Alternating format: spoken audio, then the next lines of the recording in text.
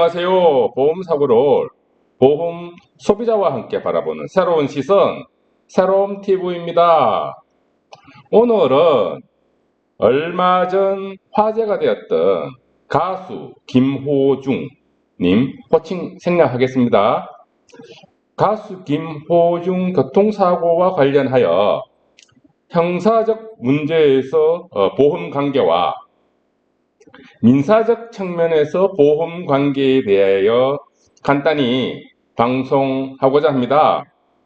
본 방송에서는 선정적이고 자극적이며 억으로 끌기 위한 표현은 하지 않도록 하겠습니다.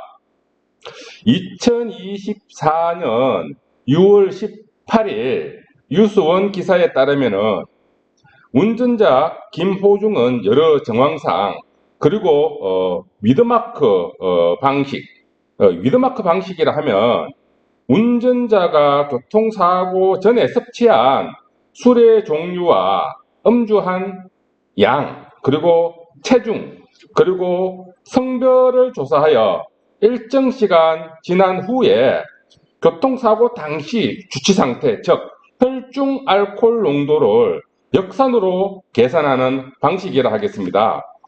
뉴스원 기사에 따르면 운전자 김호중은 여러 정황상 교통사고 전에 음주 총량 기준으로 위드마크 방식으로 계산하면 혈중 알코올 농도가 0.03% 웃도는 것으로 추정되나 운전자 김호중은 교통사고 전에 여러 차례 걸쳐 음주한 점 고려 시에 이 위드마크 방식, 역추산 계산 방식만으로는 이 혈중 알코올 농도를 특정하기 어렵다는 것이죠.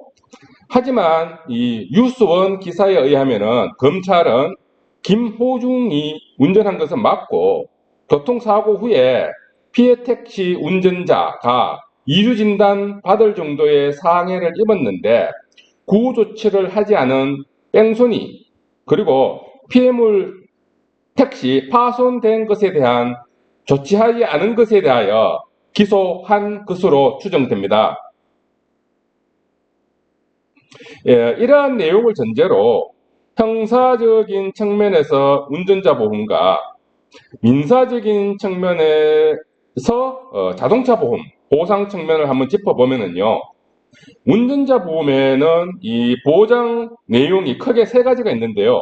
변호사 선임 비용, 그리고 형사비 지원금, 그리고 벌금 담보가 있는데요. 세 가지 다 보상은 되지 않는다 하겠습니다. 이유는 피보험자인 운전자가 보험약관에 피보험자인 운전자가 뺑소니 운전하거나 음주 운전하는 경우에는 보험회사 보상하지 않는 손해에 해당되기 때문입니다.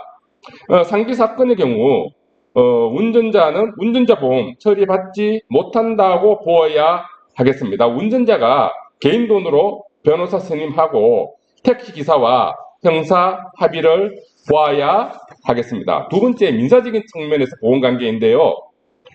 우선 첫 번째는 피해 택시 운전자가 입은 상해에 대한 부분과 두 번째는 피해 택시 파손된 수리비에 대한 것과 마지막으로 운전자 김호중이 운전한 자기 차량 손해에 대한 것으로 나누어서 볼 수 있는데요.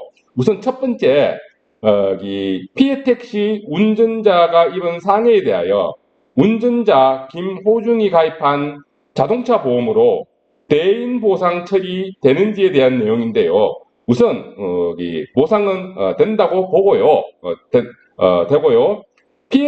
하지만 피해 택시 기사에 대해서 운전자가 가입한 자동차 보험회사에서 피해 택시 기사의 치료비 위자료 일실 수입을 지급한 다음에 지급한 그 보험회사는 지급한 책임보험금과 책임보험 초과한 대인보상금에 대해서 1억 원을 한도까지 운전자에게 구상권을 행사한다 하겠습니다.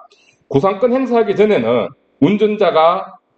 구상권 행사하기 전에 물론 운전자가 스스로 자기 부담금을 납부하기도